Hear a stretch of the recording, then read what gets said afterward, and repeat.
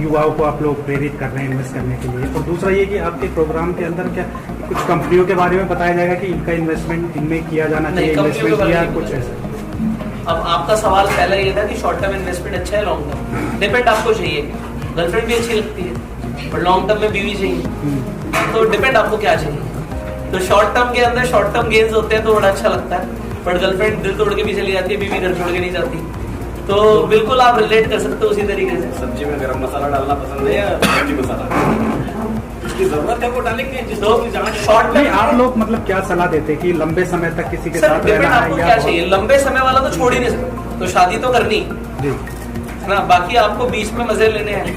मतलब short term profits चाहिए तो short term profits definitely short term trading से, शॉर्ट टर्म इन्वेस्टिंग से मिलते हैं। But when you think for short term तो आप क्या सोच के कर रहे हैं वो बहुत इंपॉर्टेंट है। उसकी भी अपनी अलग नियम है, कायदे कानून है, उसकी स्ट्रैटेजीज है, वो आपको फॉलो करनी पड़ेगी।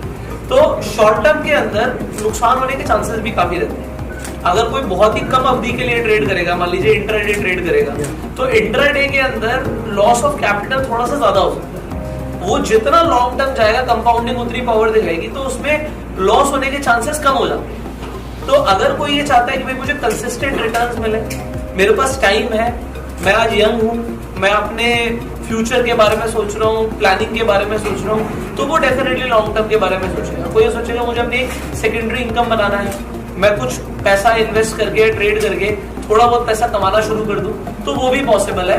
अलग अलग यहाँ पर एजुकेटर्स हैं, जैसे सर है, सर इंट्राडे के ऊपर या ट्रेडिंग के ऊपर काफी बात करते हैं, अभिषेक ट्रेडिंग के ऊपर काफी बात करते हैं, कुछ लोग ऐसे हैं जो प्योरली इन्वेस्टिंग के ऊपर बात करते हैं। तो मिक्स रहेगा, जिसे जो चाहिए वो यहाँ पर है, related to finance and stock market. तो पहले तो इस बात की समझ होना जरूरी है कि मार्केट में चाहे कहीं पर भी इन्वेस्टमेंट लोन या क्रेडिट कार्ड या ऐसी चीजों से नहीं होता है, बल्कि अपने सरप्लस फंड से होता है।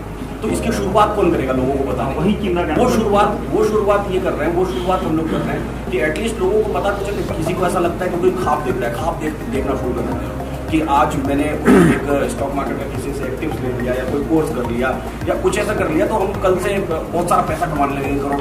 नहीं, एक सतत प्रोसेस है, करत करत अभ्यास पे जड़मती होती है, बहुत समय लगता है।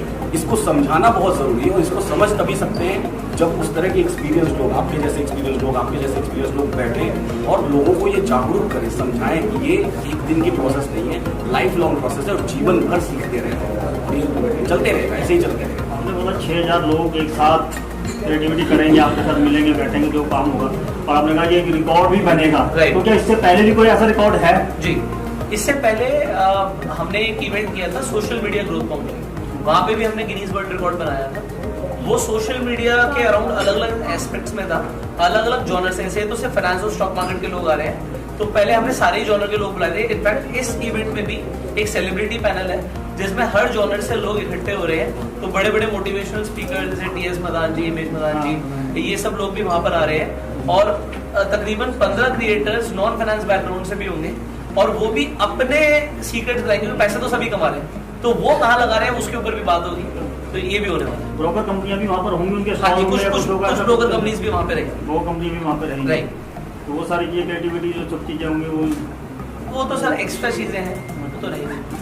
नहीं, वो मैंने बता दिया। पहले कौन सा इसका रिकॉर्ड था? आप ही का रिकॉर्ड है, आपके रिकॉर्ड में तोड़? नहीं, मैं इससे पहले एक ये जो हमने किया था, ये एक लखनऊ में इवेंट हुआ था, उसमें एक रिकॉर्ड बना था, वो इवेंट यहाँ पे तोड़ा था। वो और उससे पहले मलेशिया में हुआ था, तो मलेशिया का रिकॉर्ड लखनऊ में टूटा, लखनऊ रिकॉर्ड अब यहाँ पे टूटा।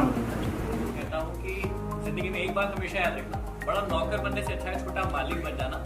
पुष्कर जी के द्वारा, सर के द्वारा, अभिषेक जी के द्वारा और हम जितने भी लोग यहाँ पर आ रहे हैं, एक छोटी सी मुहिम है कि हम बड़ा नौकर बनाने से अच्छा है एक मालिक बनाने की शुरुआत करें।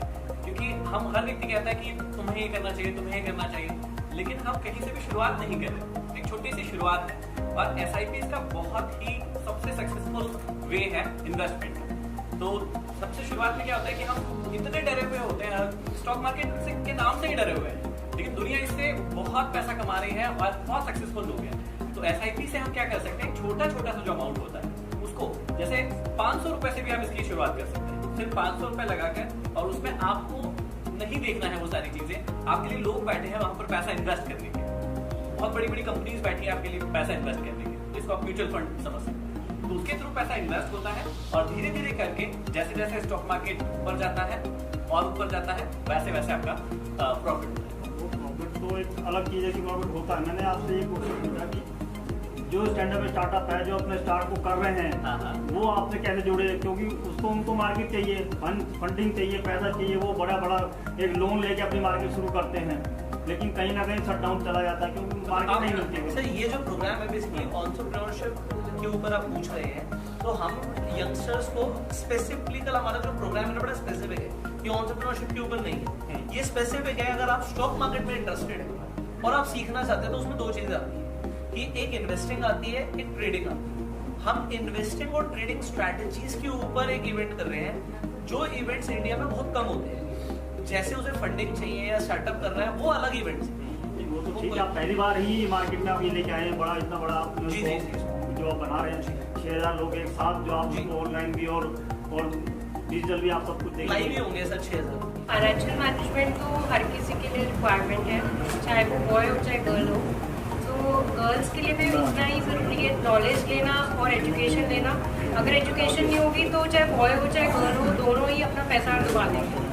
तो गर्ल्स को भी उतनी ही एजुकेशन की रिक्वायरमेंट है इस फील्ड के अंदर जितना बॉयज़ को। कभी कभी परिवार का सपोर्ट नहीं मिलता इन सब चीज़ों में।